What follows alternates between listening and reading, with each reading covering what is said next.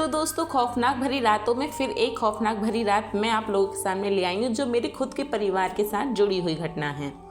यानी कि वो हादसा जो था, उस हादसे को मेरा परिवार आज तक नहीं भुला पाया है। जो एक गलती मेरे दादाजी ने करी थी, उस गलती का मुनाफा आज तक नहीं हो पाया है। यानी कि उसमें हमारा इतना ज़्यादा भी लॉस हुआ था उस चक्कर में कि मानो जैसे कि हमारे परिवार पर पहाड़ टूट गया हो। वो पता नहीं, या तो किसी ने जानबूझकर किया या फिर किसी ने हमसे बदला लेने के लिए किया। लेकिन ऐसी क्रिया जो करते हैं ना लोग, बहुत गलत करते हैं, क्योंकि उसके आगे किसी की भी नहीं चलती, चाहे तो कितने भी टोट के टक्कर कर लो।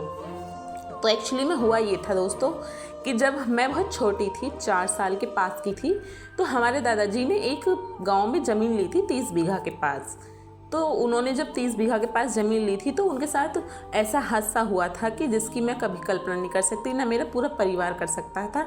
उस एक हादसे ने हमारे पूरे परिवार को झंझोर के रख दिया, क्योंकि उसके पीछे या तो हमारे दुश्मन थे या उसके पीछे कोई और था। ये जो होते हैं भूत प्रेत, साए चक्कर और छलावे वगैरह जो होते हैं, ये चीज़ अक्सर गाँव में ज़्यादा देखी जाती हैं और खेतों पर अक्सर ज़्यादा देखी जाती हैं। मैं ये नहीं कह रही हूँ कि गाँव में ये चीज़ होती है, ये चीज़ अब तो शहरों में भी बहुत ज़्यादा होती हैं। और इसका ना आप अंदाज़ा लगा सकते हैं और ना हम अंदाज़ा लगा सकते हैं, क्योंकि दोस्त एक दूसरे को देखकर इतना ज़्यादा जलने लगे हैं आजकल दुनिया में लोग, कि अपनी खुशी नहीं देखी जाती, लेकिन दूसरों का दुख ज़रूर देखा जाता है कि अरे ये कैसे खुश रह रहा है, चलो इसके घर पर टोका करते हैं। आपने देखा होगा कई बार कि ऐसे होता है। तो दोस्तों, ये हादसा है जब मैं 4 साल की थी उस टाइम का।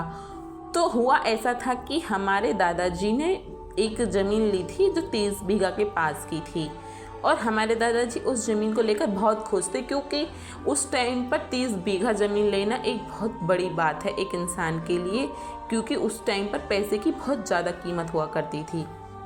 तो हमारे दादाजी ने जब ज़मीन ली थी, तो हमारे छोटे वाले चाचा जी हैं, वो फार्मर हैं दोनों, और वो दोनों वहाँ पे काम करते थे। जब तक मेरे पापा की भी जॉब नहीं लगी हुई थी, तो वो भी वहाँ पर काम करते थे, फार्मिंग वगैरह सब लोग करते थे। तो एक दिन ऐसा होता है वहाँ पे कि जब वो लोग रात में अपने काम के लिए अपने खेत पर गए हुए होते हैं, हम बच्चे वगैरह सब घर होते हैं। तो होता ऐसा है दोस्तों कि वो लोग जब अपने खेत पर गए हुए होते हैं, यानी हमारे खेतों पर, उस टाइम पे हम लोगों ने काफ़ी फसल कर रखी थी उसमें, क्योंकि फसल से ही पहले गुजारा होता था लोगों का। लोग पहले बहुत ज़्यादा फसल करते थे, फिर उससे पैसा आता था, तो फिर जब जाके कहीं जाके लोगों का घर चलता था। तो एक टाइम ऐसा हुआ था जब हमारे चाचा जी और हमारे दादाजी और हमारे जो छोटे वाले चाचा जी हैं, वो खेत पर सोए हुए थे।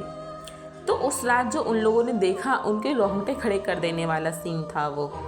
जब वो लोग वहाँ पे सोए हुए थे, तो वो देखते हैं कि हमारा जो 30 बीघा खेत था, वो ऐसे पार्टीशंस में था, ऐसे एक एक बीघा करके। तो उसमें जो 5 बीघा ज़मीन थी, उस 5 बीघा ज़मीन में कोई वहाँ पर अपनी खेती कर रहा है। ये लगभग 12 बजे की बात होंगी।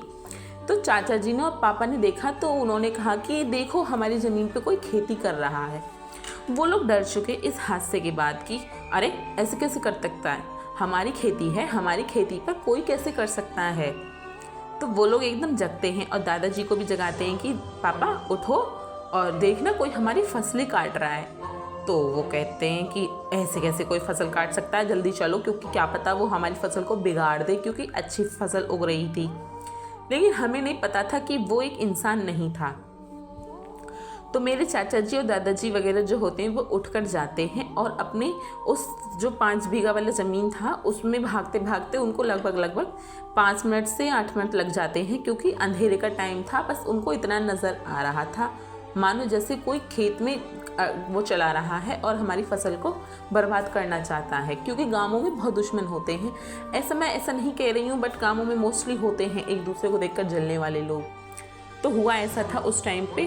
तो फिर वो लोग भागते हैं और अपने खेत तक जाते हैं।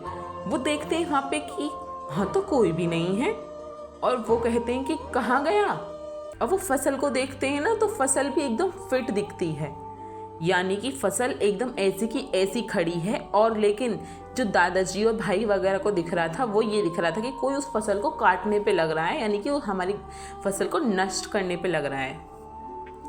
तो वो लोग ये देखकर हैरान हो गए कि हम लोगों ने खुद अपनी आंखों से देखा कि यहाँ पे कोई फसल को काट रहा है, लेकिन यहाँ तो कोई भी नहीं है। तो फिर उसके बाद में वो डर जाते हैं और वो कहते हैं कि चलो हम इस वाली ही ज़मीन पर सो जाते हैं। तो वहीं पर अपना एक पलसा बिछाते हैं और वो लोग वहीं पे सो जाते हैं।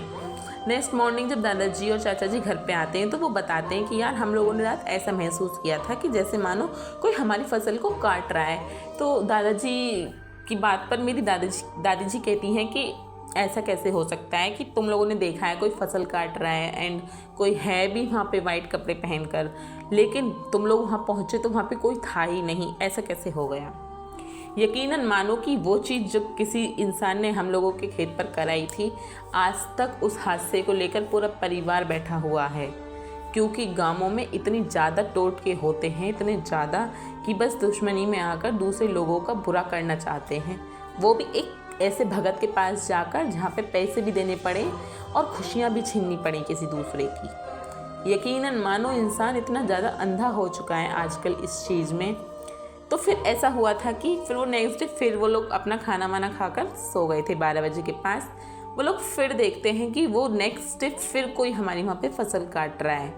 चाचा जी और दादाजी फिर भाग कर जाते हैं उसे पकड़ने के लिए एंड सडनली वो चीज़ गायब हो जाती है और वो चीज़ उनको नहीं मिलती और ना ही उनके हाथ पड़ती है।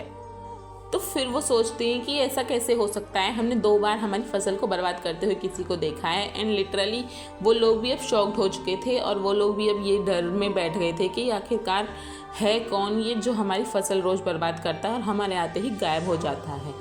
ऐसे पैरानॉर्मल एक्टिविटीज़ पे मेरा परिवार पहले से ही विश्वास नहीं करता और ना ही करता है, लेकिन अब कुछ ऐसे हादसे मेरी फैमिली में घट चुके हैं जिनकी मैं कहानियाँ अपनी आईडी पे डाल चुकी हूँ, जिनके हम मेरे खुद के मम्मी के साथ भी घटी थी एक ऐसी पैरानॉर्मल एक्टिविटी मेरे साथ भी घट चुकी हैं, जिस पर अब हमें ना चाह कर भी थोड़ा विश्वास करना पड़ता है।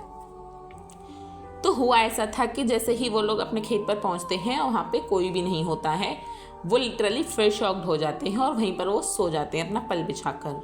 नेक्स्ट डे हमें ये पता चलता है कि वो जो ज़मीन थी वो पहले किसी एक सरदार की ज़मीन थी जो कि अपनी खेती से बहुत ज़्यादा प्यार करता था। ये बात जब सारे गांव में फैल चुकी थी कि रोज़ रात में हमारे खेत को कोई काटता है, तो गांव वालों को हम लोगों ने बता दिया था कि आप लोग भी देखना, ये हमारा वहम नहीं है, क्योंकि ऐसे गांव में एक दूसरे को पागल कह सकते हैं कि अरे पागल हो गया तू, तो तेरी ज़मीन से कौन काटेगा। तो हमारे दादाजी ने पूरे गांव में बता दिया कि हमारी ज़मीन को ऐसे कोई काटता है और तुम आकर हमारी ज़मीन पर देखो, हमें नहीं पता। तो फिर जब उसके बाद में जब पूरा गांव इकट्ठा हुआ तो वो सेम आदमी काट रहा और जैसे ही वो लोग उसके पास जाते लिटरली वो गायब हो जाता। यानी कि जो हादसा था वो इतना खौफनाक हादसा था जिसे देखकर पूरे गांव वाले भी डर चुके थे। तो दोस्तों होता है ऐसा कि जब सारे गांव वाले वहाँ पहुँचते हैं तो उसको देखते हैं कि वो फिर से वही ज़मीन काट रहा है, लेकिन कोई भी वहाँ तक आज तक पकड़ा नहीं गया कि कौन इंसान वहाँ पे ज़मीन काट रहा है ऐसे करके। तो फिर होता ये है कि जब पूरी पंचायत इकट्ठी होती है तो वो उस ज़मीन के बारे में पता लगाती है कि आखिर इस ज़मीन के पहले मालिक कौन थे और क्या करते थे। तो जब वो लोग पता लगाते हैं कि पहला मालिक कौन था और क्या करता था, तो उनको जो पता चलता है उस बात के बारे में सोचकर भी हम लोग डर जाते हैं कि हम लोगों ने वो ज़मीन क्यों खरीदी थी।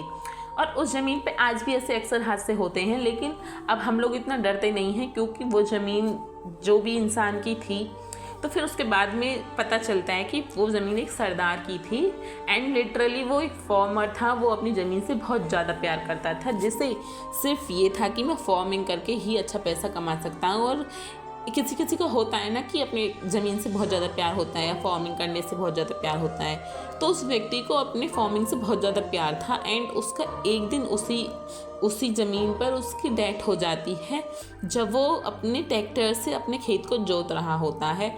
तो ये चीज़ हम लोग नहीं सोच सकते थे कि उसकी ऐसे डेथ हो गई थी बेचारे की।